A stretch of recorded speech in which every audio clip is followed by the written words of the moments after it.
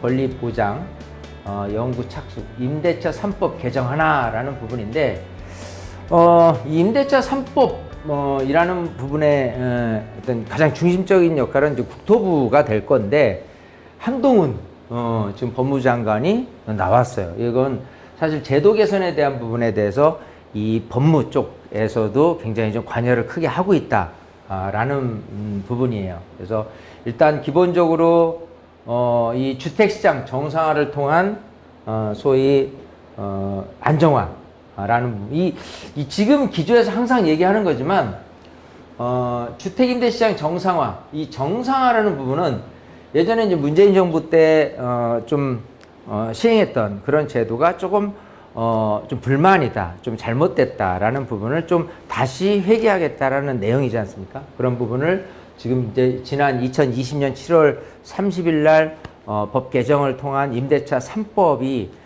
좀 맞지 않다라는 그런 논란이 많기 때문에 이런 얘기가 나오는 것 같고요. 이걸 어쨌든 법제도를 고쳐야 되는 부분에 대해서 국토부뿐이 아니라 법무부에서도 나섰다 하는 부분이에요. 물론 많은 분들이 이해를 하고 계시는 건 있습니다. 이 임대차 3법이 이제는 뭔지 다 알겠어 라고 얘기를 하는데요. 모르시는 분들도 간혹 있어요. 뭐냐면 임대차 3법이 뭐야, 나 사실 관심 없어 라는 분들이 있지만 아셔야 됩니다. 왜냐하면 임대인도 알아야 되고 임차인도 알아야 되는 거예요. 자, 그런 측면에서 이 임대차 3법이라는 건 이제 세 가지예요.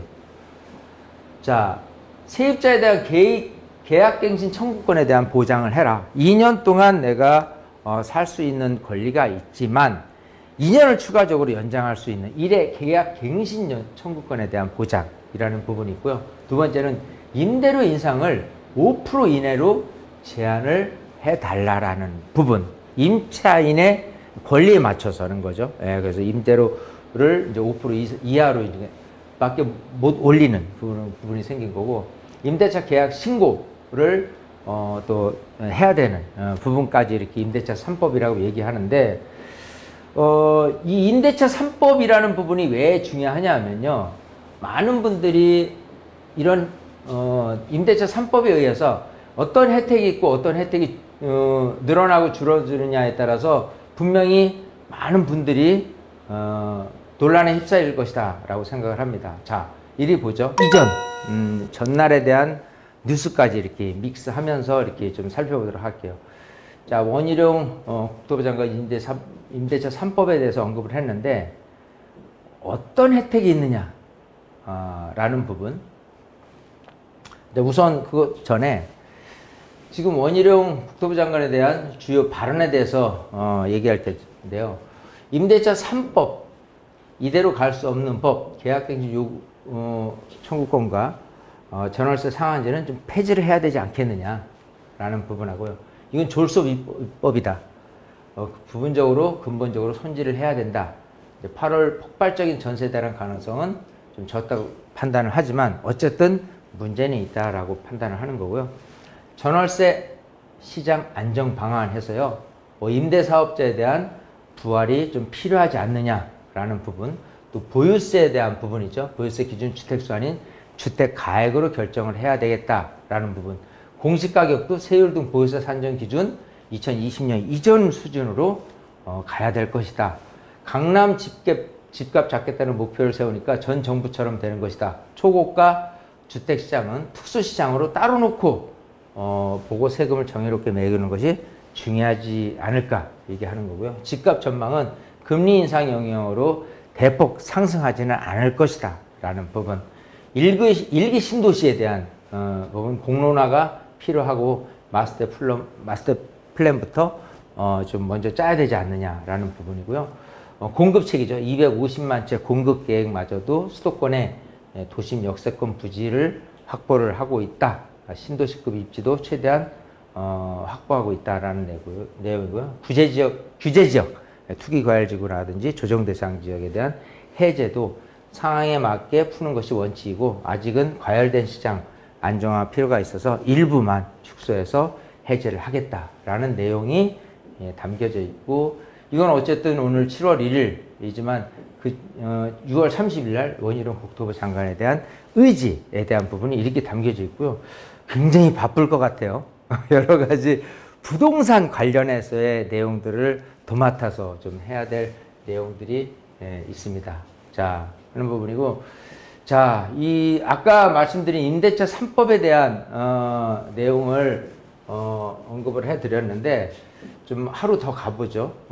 임대차 3법에 대한 내용. 임대차 3법에 대한 내용이 왜 중요하냐라고 한다면 이제 세 가지라고 말씀을 드렸어요. 계약갱신 청구권. 어쨌든 임대차 3법에 대한 내용은 2020년 7월 31일부터 시행이 됐는데 세입자가 원하면 기존 계약 2년 끝낸 뒤 1회 연장하는 거고요. 전월세 상한제에서 임대료 증액 상한을 기존 임대료의 5% 이내로 제한하는 거하고 또 신고까지도 해야 되는 거. 물론 좀 늦게 시행은 됐지만 어쨌든 이런 내용입니다. 자, 근데 이제 임대인이 과연 어떤 그 요청을 해서 계약갱신 요구에 대한 거절을 할 수 있느냐라고 하는 데 있어서 대체적으로 임차인이 이런 월세 2개월 연체라든지 여러 가지 이런 부분들에 제약이 있어야지만 할 수 있는데 그렇지 않다면 가장 정상적으로는 임대인이 실제 거주를 해야지만 한다고 얘기를 했을 때 그게 이제 가능하다라는 부분이에요. 그래서 법원에 대한 어떤 혼란스러운 의미도 분명히 있습니다. 이게 맞느냐 틀리냐 하는 부분인데 수원지방법원에서는 집 매수했을 때 기존 임차인이 있는 경우 계약갱신 요구권도 집주인에게 승계를 한다라고 했는데 항소심에서 뒤바뀌었어요.